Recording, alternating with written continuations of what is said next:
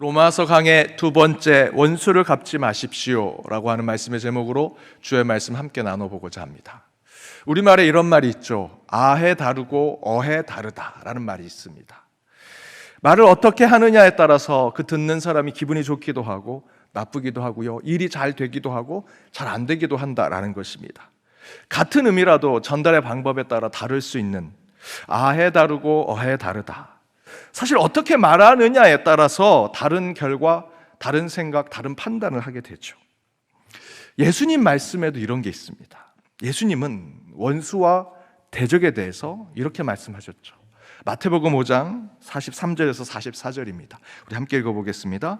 또 내 이웃을 사랑하고 내 이웃을 미워하라 하였다는 것을 너희가 들었으나 나는 너희에게 이르노니 너희 원수를 사랑하며 너희를 박해하는 자를 위하여 기도하라.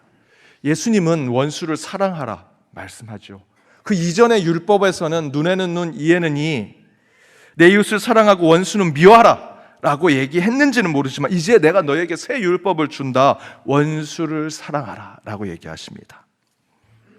여러분, 원수를 사랑하실 수 있으십니까? 여러분, 이 땅에 선한 것이 있을까요? 정확하게 이 땅에 완전한 인간이 있을 수 있을까요? 그런 사람 이 땅에 여러분 찾지 마십시오. 그런 정치인, 그런 기업인, 그런 성직자 있지 않습니다. 성 프란시스코 교황이 선종을 했습니다. 많은 사람들이 슬퍼하고 그분의 죽음을 추모하죠. 그 이유는요, 그분이 교황의 자리 바로 밑에서 그 성도들과 온 인류와 함께 살려고 했던 모습이 있었기 때문 아니겠습니까? 완벽한 인간 없지요. 여러분 자신을 하나님 성인으로 만들어준다는 종교에 빠지지 마십시오. 아무리 수행하고 돌을 닦고 기도를 해도요, 내 기도를 방해하는 옆에 있는 사람을 보면 원수처럼 느껴지고요, 내 수행하는, 내 종교적 수행과 내 돌을 닦는 것에 방해하는 쥐는요, 쥐약을 놔서 잡아야 되는 거라고 생각하는 것이 인간입니다. 대신에 영광의 자리 포기하고 십자가에서 죽고 부활하심으로 우리 인간의 참된 삶이 무엇인지 깨닫게 해주시고 우리를 구원으로 인도하신 오직 예수, 오직 예수만 바라보며 사는 삶을 사는 것이 저와 여러분이 되어야 할 것입니다. 그런데 그 예수님께서 오늘 이 말씀에 원수를 사랑하라 말씀하십니다. 하지만 여기서 예수님께서 원수를 사랑하라 하신 이 말씀은 저 천국의 이상과 같은 말씀이지요. 실제 이 단에서 선포되는 설교는 그 천국의 이상을 선포해야 합니다. 여러분 적당히 사랑하십시오. 말씀대로 그냥 대충 사십시오. 그렇게 말씀을 선포하는 교회나 목사는 없습니다. 성경을 기초로 말씀을 전하는 모든 목회자들은 어쩌면 우리는 지킬 수 없는, 그러나 그렇게 살고자 하는 간절한 마음과 영적인 신앙을 품고는 성도들에게 저 높은 천국의 이상의 말씀을 전하고 그 말씀을 품고 한 해, 한 주, 물론 그대로 살아가긴 힘들지만 그대로 살고자 노력하는 이들이 하나님께서 찾으시는 그 그리스도인들 성도 아니겠습니까? 도저히 그 천국의 이상과 같은 말씀 실천할 수는 없지만 그 하나님의 말씀을 사랑의 근사치로, 말씀의 근사치로, 천국의 근사치로 살아내기 위해 저와 같은 목회자들이 조금이라도 실천이 가능한 천국의 삶을 말씀으로 전하기 위해서 이 단에 쓰고 여러분은 그 말씀을 듣고 계신 것이지요. 바울도 바로 그러한 마음으로 오늘 말씀을 전합니다. 오늘 본문에서 예수의 원수를 사랑하라, 예수님께서 원수를 사랑하라 라는 이 말씀, 바울도 그 말씀을 받았습니다. 그런데 바울도 알지요. 우리 인간이 예수님의 말씀대로 원수를 사랑할 수 없는 존재임을 바울도 잘 알고 있었습니다. 그래서 그는 예수의 말씀인 원수를 사랑하라 라는 것을 어떻게든 우리 그리스도인의 삶에 실천할 수 있도록 그 말씀을 우리에게 전하는 것이 바로 이것입니다.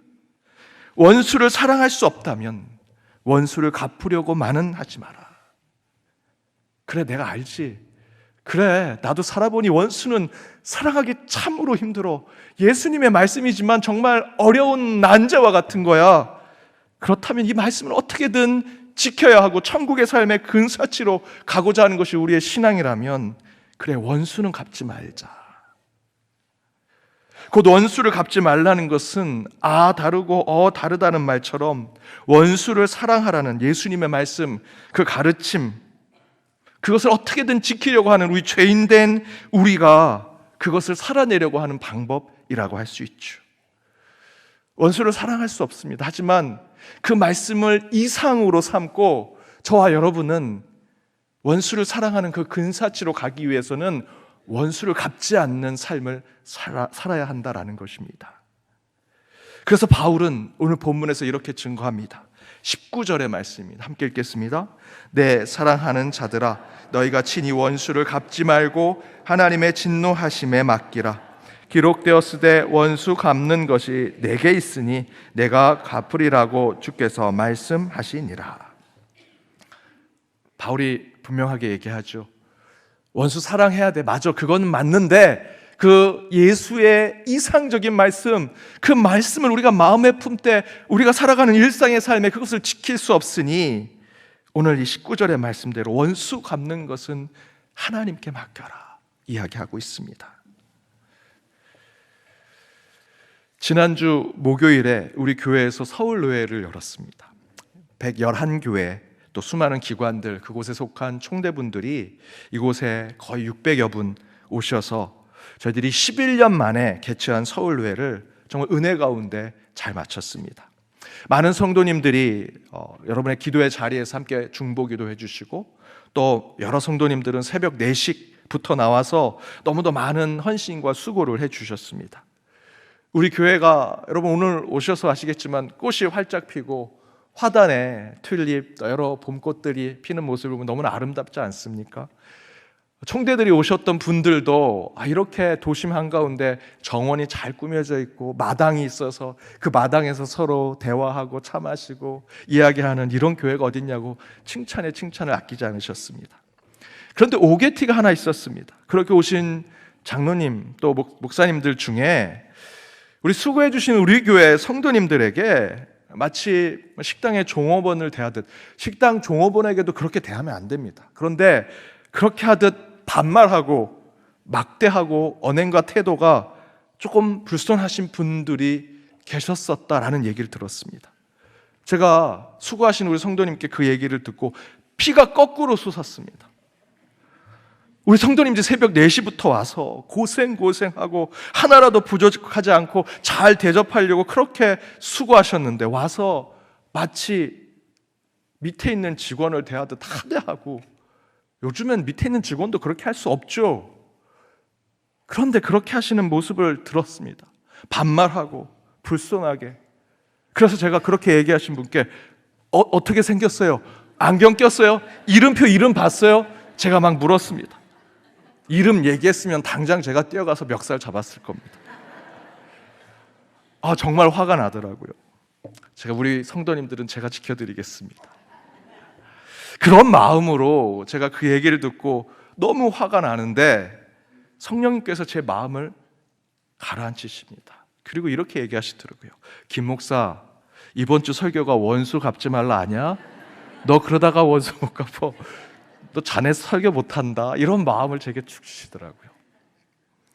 여러분, 원수 갚고 복수하고 눈에는 눈, 이에는 이 되갚아주면 의로워지는 것처럼 보이지요. 정의를 바로 세운 것처럼 보입니다. 뭔가 당당해지는 것처럼 느껴질 수 있습니다. 하지만 예수님은 정의와 공의, 율법과 원칙이 필요한 원수와 대적에게 우리 인간의 생각과는 다르게 그들을 사랑하라 말씀하십니다. 물론 저와 여러분 예수님처럼 그렇게 하기가 쉽지 않습니다. 그래서 바울은 원수를 사랑하기까지는 못할지라도 악한 그들이 하는 것처럼 우리도 똑같이 그들에게 되갚아주거나 복수하거나 원수를 갚는 일은 하지 말자라고 얘기하면서 오늘 12장 21절의 말씀대로 악에게 짓지 말고 선으로 악을 이겨라 라고 말씀하고 있는 것입니다. 이러면 솔직히 이렇게 얘기하신 분이 있으실 겁니다. 목사님 답답해요. 그러면 너무 답답해요. 원수 사랑까지는 아니더라도 원수 갚지 말라는 것에 거기에다가 악에게 지지 말고 선으로 악을 이기라?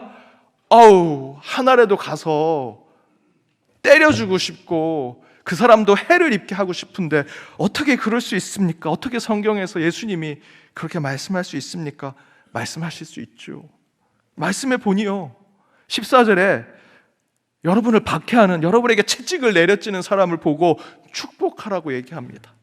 17절 18절에 여러분을 왕따시키고 여러분이 뭐 의로운 자까지는 아니더라도 우리가 그래도 그냥 정직하게 살아가는데 오히려 그 원수와 대적 때문에 악인이 되고 빌런이 되는 그런 상황을 만드는 그들과 함께 18절에 보니 화목하라 말씀하십니다. 가능하십니까?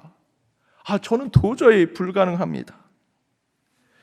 이에 오늘 말씀을 통해 바울은 그 원수를 사랑하는 것까지는 아니더라도 그 원수에게 복수는 하지 말자, 원수를 갚지 말자, 그리고 하나님의 때를 기다리자라고 우리에게 전합니다. 그렇다면 그 원수 사랑을 실제 저와 여러분이 살아가는 인간의 삶 속에 근사치의 신앙으로 실천할 수 있는 원수 사랑의 근사치, 원수를 갚지 않는 우리 신앙의 구체적인 삶은 무엇이 되어야 할까? 그 첫 번째는 원수의 공격, 이웃이 여러분을 상처 주는 일에 여러분 그들에게 즉각 반응하지 마십시오. 성경의 인물 중에 가장 삐뚤어지고 중학교 2학년 사춘기 소년처럼 하나님께 반항하던 한 사람이 있었습니다. 하박국 선지자입니다. 하박국 말씀의 앞부분에 보면 그 사람이 삐뚤어진 이유가 있습니다. 하나님께 기도를 해도 하나님이 기도에 응답 안 해주시고요, 눈앞에 죄악과 패악이 뻔히 있는데 하나님이 해결 안 해주십니다. 정의가 실현되지 않고요, 악한 자가 의인이 되고 오히려 의인이 반대로 악인과 빌런이 되는 그 세상을 눈으로 지켜보게 됩니다. 그리고 하박국은 하나님께 따져 묻죠. 하나님, 이게 뭡니까? 하나님께 원망하고 사춘기 아이처럼 반항합니다. 그런 하박국에게 하나님께서 이렇게 말씀하십니다. 하박국 2장 3절입니다. 함께 읽겠습니다. 이 묵시는 정한 때가 있나니 그 종말이 속히 이르겠고 결코 거짓되지 아니하리라. 비록 더딜지라도 기다리라. 지체되지 않고 반드시 응하리라. 여러분을 억울하게 만들고 괴롭히고 힘들게 하는 그 악인과 대적에 대해 하나님은 이미 아신다 말씀하시지요. 우리의 모든 상황을 다 지켜보고 계신다 말씀하고 계십니다. 우리는 옷을 찢으면서 그 억울함을 호소하고 기도하고 하나님께 외치고 고함을 치며 또한 세상에도 알리고 싶은데, 그때 여러분 이 말씀, 이 하박국에게 주신 말씀을 기억하셔야 합니다. 정한 때가 있다. 정한 때가 있다. 더딜지라도 기다려야 한다. 대신에 하나님께서 지체되지 않게 반드시 갚아주겠다 말씀하십니다. 여러분, 하나님이 의를 못 세우시고 정의롭게 해결하지 못해서 저와 여러분에게 기다리라 말씀하실까요? 아닙니다. 하나님 다 아시고요, 다 하실 수 있는 분이십니다. 대신 하나님은 때를 기다리십니다. 하나님은 시간을 주관하시는 분이십니다. 따라서 하나님의 때, 하나님의 타이밍은 하나님의 그 시간 안에 해결될 것입니다. 따라서 원수에게 억울한 일을 당했을 때 여러분 즉각 반응하지 마십시오. 지난 서울로회 때 제가 그 얘기를 듣고 피가 거꾸로 쏟을 때 성령께서 제 마음을 가라앉힌 것처럼 그대로 제가 반응하고 그 얘기 들은 대로 그것을 갚아주려고 했다면요, 저도 똑같은 사람이 되는 거고요, 그러면 그 노예는 아름다운 또 은혜로운 노예가 되지 못했을 것입니다. 대신에 로마서 12장 19절의 말씀을 기억하십시오. 원수 갚는 것은 하나님께 맡기고 21절의 말씀대로 저와 여러분은 끝까지 악에게 지지 말고 선으로 악을 이기는 자들이 되어야 합니다. 여기서 악에게 지지 말라는 것은 여러분 도망치고 우리가 그들에게 패배자가 되라는 것이 아니고요, 끝내 우리에게 주실 그 하나님의 때를 기다리는 자가 되라라는 말씀입니다. 그러면 반드시 그 정한 그때에 하나님께서 저와 여러분의 삶을 완전히 전환시켜 주실 것입니다. 두 번째, 원수와 대적에게 여러분 멀리 하셔야 합니다. 멀리 하라. 물리적 거리를 멀리 하셔야 하고요. 또한 심정적으로도 멀리 하셔야 됩니다. 시편 1편 1절에 이렇게 기록되어 있습니다. 함께 읽겠습니다. 복 있는 사람은 악인들의 꾀를 따르지 아니하며 죄인들의 길에 서지 아니하며 오만한 자들의 자리에 앉지 아니하고. 하나님께 복을 받는 사람들은요, 악인과 대적 원수에게서 멀리하고 거리를 두는 자들이라 오늘 이야기하고 있죠.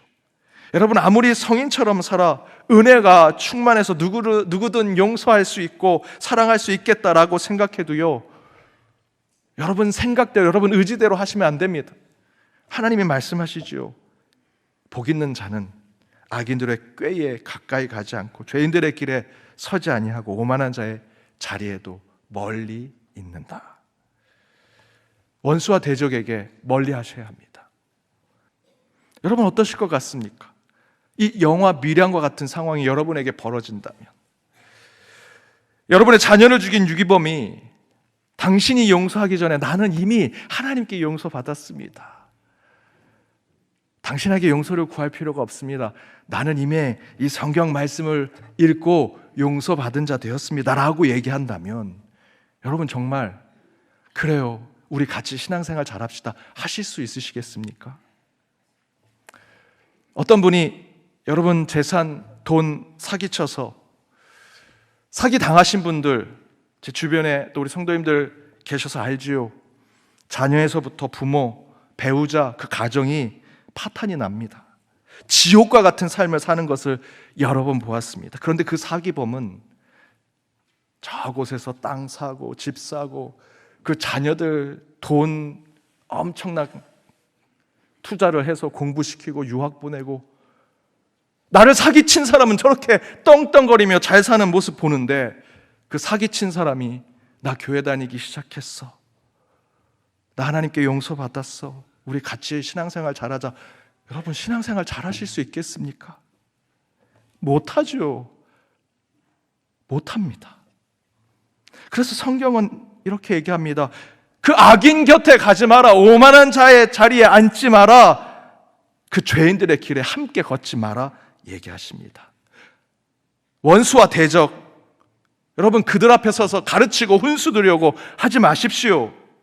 그냥 눈앞에서 멀리 하십시오. 아삽이라니가 그런 것을 겪었습니다. 시편 73편에 2절에 보니 내가 넘어질 뻔했고 내가 미끄러질 뻔했다라고 얘기합니다. 그 인생에 넘어지고 미끄러질 뻔했던 이유가 3절에 나오는데요, 3절에 보니 이런 겁니다. 악인과 원수가 잘되고 형통하게 되는 것을 보니 내 인생이 넘어지고 미끄러지게 되더라라고 얘기하더라는 것이죠. 그리고 그 아래 내용에 그 악인이, 그 원수가 형통이 잘 살고 부자가 되고 잘 나가는 이야기들이 쭉 나옵니다. 여러분 그런 원수와 가까이 있으면 그 꼴을 보고 사실 수 있겠습니까? 화병이 나지 않겠습니까? 신앙을 이어가겠습니까? 직분이 뭐가 중요합니까? 내 그놈의 눈, 그놈의 일을 어떻게든 빼야 될 텐데. 그런데 아삽은요, 하나님을 믿는 자였죠. 신앙을 가진 자였습니다. 이렇게 결론을 냅니다. 시편 73편 27절과 28절에 우리 함께 읽어보겠습니다. 무릇 주를 멀리하는 자는 망하리니 음녀같이 주를 떠난 자를 주께서 다 멸하셨나이다. 하나님께 가까이 함이 내게 복이라. 내가 주 여호와를 나의 피난처로 삼아 주 모든 행적을 전파하리이다. 하나님을 멀리하고 원수와 대적에게 가까이 있는 자는 망하고 괴로운 인생이 될 것이다. 다시 돌려서 얘기하면요, 그렇게 주를 멀리하는 자는 원수와 대적입니다. 그들은 망하게 될 것이고 음녀같이 주를 떠난 자는 주께서 다 멸하게 될 것이다. 여러분에게 사기치고 여러분에게 우리가 의인까지는 아니더라도 억울한 말로 유언비어로 소문으로 여러분을 악인으로 만들고 아주 악한 사람으로 만드는 그들, 이렇게 만드실 겁니다. 하지만 저와 여러분은 그런 일을 해서는 안 되고요, 28절의 말씀대로 어떻게 해야 됩니까? 하나님께 가까이 가는 자. 원수와 대적에게는 멀리 하십시오. 대신에 하나님께는 가까이 하십시오. 그때 하나님께서 저와 여러분을 지켜주신다 말씀하십니다. 저와 여러분이 그들을 못 이겨서 멀리하는 것이 아닙니다. 하나님의 말씀입니다. 거리로, 마음으로 그들과 멀리하고 대신에 원수와 대적과는 멀리하되 하나님께 가까이 하실 때 하나님께서 저와 여러분을 피난처로 인도하시고 저와 여러분의 삶을 다시 새롭게 세워주실 것이다. 여러분, 원수와 대적에는 멀리하십시오. 대신에 하나님께 가까이 하실 때 하나님께서 대신 갚아주실 것이고 우리의 삶을 가장 선한 것으로 인도하실 것입니다. 마지막 세 번째, 악인과 대적과 똑같은 악한 자가 되지 말고 선한 삶을 살아라 라는 것입니다. 오늘 본문이 끊임없이 우리에게 얘기하는 것은 너 원수 대적이 했던 그대로 같이 칼로 찌르고 사기치고 그렇게 바깥에서 소문내서 너 그 사람 악인으로 만들고 너 그런 거 똑같이 할래? 너도 똑같은 원수와 대적이 되는 거야 라고 얘기하시면서 그들은 그렇게 할지라도, 그래서 너희들이 괴로울지라도 너희들은 끝까지 선한 삶을 살아라 라고 말씀하시죠. 오늘 본문 9절에서 이렇게 얘기합니다. 함께 읽어보겠습니다. 사랑에는 거짓이 없나니 악을 미워하고 선에 속하라. 14절에 이렇게 얘기합니다. 너희를 박해하는 자를 축복하라. 축복하고 저주하지 말라. 17절도 함께 읽겠습니다. 아무에게도 악으로 갚지 말고 모든 사람 앞에서 선한 일을 도모하라. 마지막 20절입니다. 내 원수가 줄이거든 먹이고 목마르거든 마시게 하라. 사랑하는 여러분, 세상은 모든 부정한 방법으로 재산을 늘리고 돈을 벌고자 합니다. 악한 방법으로 성공하고자 하고요. 잘못된 유행으로 잘 나가는 것처럼 보일지라도 적어도 저와 여러분과 같은 그리스도인들은 선한 일로 그 일을 도모해야 합니다. 돈 벌지 말라 말씀하는 거 아닙니다. 성공하지 말라 말씀하는 것이 아닙니다. 잘 나가는 삶 살지 말라 말씀하는 것이 아닙니다. 선한 일로 정직하게 그 일을 행하시라 말씀드리는 것입니다.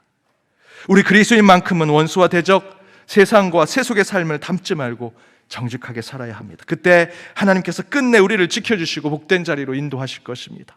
원수 갚는 것은 하나님께 맡기십시오. 대신 우리는 좌로나 우로나 치우치지 아니하고 우리를 유혹하고 우리를 계속해서 흔들고자 하는 이들에게 우리의 삶과 영혼을 내놓지 아니하고 오직 하나님께 가까이 가, 오직 악에게 지지 말고 선으로 악을 이기는 저와 여러분이 되기를 주님의 이름으로 축복합니다.